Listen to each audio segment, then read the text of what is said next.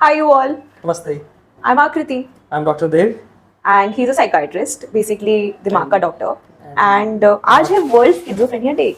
So, Dr. Dev, what is schizophrenia? Schizo and phrenia दो word से मिलकर बना है। इसका मतलब होता है स्प्लिट माइंड। Okay. तो उसका मतलब क्या, जिसको स्किजोफ्रेनिया के है उसके दिमाग के दो टुकड़े हो गए हैं, दो लोब्स तो हमारे वैसे ही होते हैं, पर ये नाम दिया गया था कुछ पहले।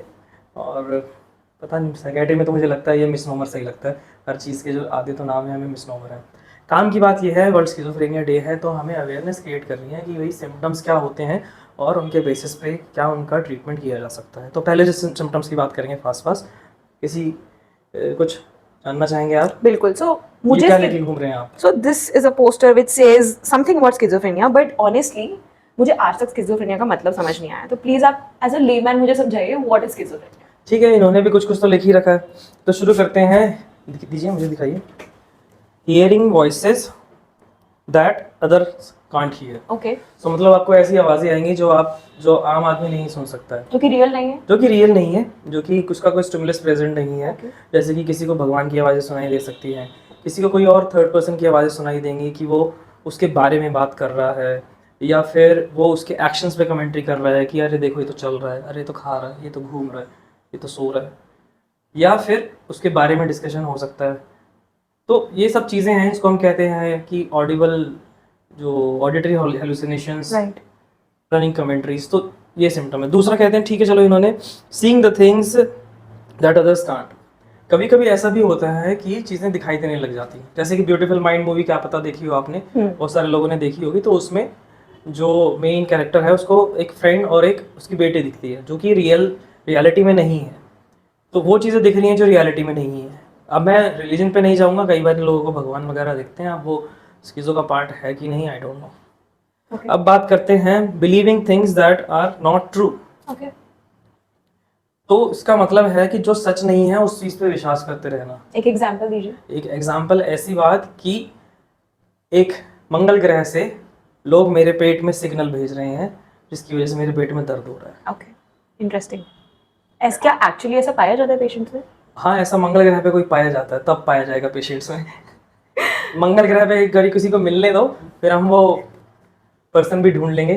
अच्छा, पहले ये था कि मेरे दिमाग में किसी ने चिप लगा दी है, पहले वो भी इस तरीके का डिल्यूजन में लिया जाता था कि किसी ने चिप लगा। अब आजकल पर क्योंकि कुछ ना कुछ चिप्स वगैरह तो लगते रहती हैं, कुछ ट्रांसप्लांट्स हैं, कुछ कॉक्लियर इम्प्लांट्स हैं, Right. तो हम उसको बहुत ज़्यादा डिल्यूजन में लेते नहीं है। पर अगर वो ये बोले कि वो चिप लगाने से वही मुझे कंट्रोल कर रहा है, तो इन चीज़ों में आ जाएगा। Okay. तो क्लिनिक में डॉक्टर देव मतलब कैसे पता चलता है आपको कि the patient could be schizophrenic? ये तो टेक्स्ट बुक वाली बातें हो गई. आपके सामने कोई पेशेंट आया, आप कैसे बता पाते हैं कि स्किज़ोफ्रेनिया है? पेशेंट आते ही जब हम उनसे पूछते हैं कि कैसा चल रहा है आपका दिन, आपकी ज़िंदगी कैसे चल रही है, तो बताने लगता है डॉक्टर साहब बहुत परेशान हूँ, लोग मेरे बारे में बात करते हैं, मुझे परेशान करते हैं, घर के बाहर से हॉर्न बजा बजा के चले जाते हैं, मेरे पे हंसते हैं, मेरे और मेरी वाइफ के बारे में बुरे शब्द कहते हैं। पर अल्टीमेटली जब हम बाकी घर वालों से पूछते हैं, घर वाले कहते हैं कि सर ऐसा कुछ भी नहीं है। हमने कई बार क्रॉस चेक भी कर लिया है, क्योंकि हमें भी ऐसा लगा कि एक बार ये पूछ के देख लिया उन लोगों से, हमें कुछ नहीं मिला। ओके. अच्छा, मेरा एक डाउट है डॉक्टर देव कि जैसे कुछ लोगों को किसी के मरने के बाद वो दिखाई देते हैं, या ऐसा कहते हैं लोग कि मेरे सपने में वो बंदा आया या बंदी आई और उसने मुझसे बात की, उसने मुझे बोला है कि आज तुम्हारा दिन खराब जाएगा. तो क्या वो स्किज़ोफ्रेनिया हो सकता है? नहीं, बिल्कुल नहीं। ये दो तरीके की जो हेलुसिनेशंस है ना, हिप्नोपॉम्पिक और हिप्नोगॉगिक, जो लगती भी है एकदम से, कभी कभी आप सोने को जाते हैं, आपको लगेगा कि किसी ने आवाज़ दी आपको और आप उठ के जाओगे गेट तक, वो हेलुसिनेशन नहीं है। ओके. मतलब वो अगर मान लिया हेलुसिनेशंस है भी, तो वो स्किज़ोफ्रेनिया का कोई साइन नहीं है, नॉर्मली मिलता है। Okay. Okay. So what is, and I think when we were discussing the other day negative symptoms आपने कुछ बताया था, क्या वो बताना चाहेंगे आप? नेगेटिव तो है स्किज़ोफ्रेनिया में, पर उसके अलावा जो हम डिस्कस कर रहे थे वो था डिसऑर्गेनाइज्ड थिंकिंग के अंदर एक होता है कैटाटोनिक बिहेवियर। राइट. तो कैटाटोनिया में होता है म्यूटिज्म, एकदम चुप रहना, ठीक है, एक ही पोस्चर में, अनकंफर्टेबल पोस्चर में काफ़ी देर तक बैठे रहना, या कोई जब हमारी आर्म मूव करने की कोशिश करता है उस पेशेंट की, ऐसा लगना कि आर्म मोम की बनी हुई है, वैक्सी फ्लेक्सिबिलिटी। और स्टीरियोटिपिक बिहेवियर, एक ही एक्शन बार बार करते रहना जिसकी कोई ज़रूरत भी नहीं है। एक चीज़ होती है नेगेटिविटी, जिसके अंदर पेशेंट वो करता है ज़्यादातर जो बोला गया उसका अपोजिट। For example? एग्जाम्पल, मैं आपसे हाथ मिलाने को आऊँगा, मैं पीछे कर लूँगा। अच्छा. एक मेरी पेशेंट भी थी, तो उनको थोड़ी एजेंट थी तो हम नमस्कार ही करते थे, तो हमने किया नमस्कार अम्मा, तो वो इज लाइक ओह तो this is negativity. Okay. And ये क्यों होता है? Why does schizophrenia happen? किसी को भी हो सकता है या फिर जेनेटिक है क्या? जेनेटिक प्रोपेंसिटीज तो है ही, ओके। जनरल पॉपुलेशन में भी 1% चांस है, 1 to 1.5 की किसी को भी स्किज़ोफ्रेनिया हो सकता है। ओके।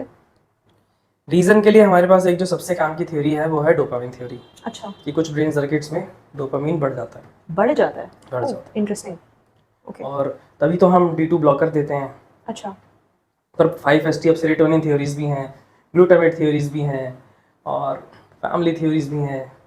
असली बात ये है, ये तो हम रिसर्च लेवल पे करते रहेंगे, पर सिम्टम्स जान लेना और उसके बाद उसका इलाज कराना बहुत ज़रूरी है, क्योंकि इलाज करा के आप एक इंसान की ज़िंदगी सुधार सकते हैं। राइट। नहीं तो गांव में वो घूमता रहेगा, कूड़ा उठाता रहेगा, अपने आप में बैठ के बात करता रहेगा, तो वो जो एक पर्सन है उसको लोग ऐसे बर्डन मान लेते हैं। तो भाई इलाज कराओगे टाइम पे तो हो सकता है काम भी करे और घर में तुम्हारी फाइनेंशियली या फिर जो भी हाउस होल्ड चीज़ें हैं वो करने में हेल्प करे। क्या एक स्किज़ोफ्रेनिक नॉर्मल जिंदगी बिता सकता है दवाइयों पे? बिल्कुल बिता सकता है, दवाइयों पे भी, और कई बार कुछ साल के बाद दवाइयाँ बंद भी हो जाती है। मैं एक टिपिकल एग्जांपल दूंगा, जो हमारे पेशेंट थे जो कि एनेस्थेटिस्ट हैं, उनको स्किज़ोफ्रेनिया है, उनके हेलुसिनेशंस अभी तक भी हम दवाइयों से कंट्रोल नहीं कर पाए थे। अच्छा। फिर भी वो बढ़िया काम करने हैं, उन्होंने अपने मेथड्स डेवलप किए, साइकोथेरेपी ली और बढ़िया से अपने पेशेंट्स देखते हैं। Interesting. So guys, this is about schizophrenia, and if you think आपको कोई डाउट्स है या फिर कोई मन में सवाल हो, please feel free to comment and I will request doctor Dev to respond to the comments. Yeah so thank you doctor. Thank you ma'am. Bye.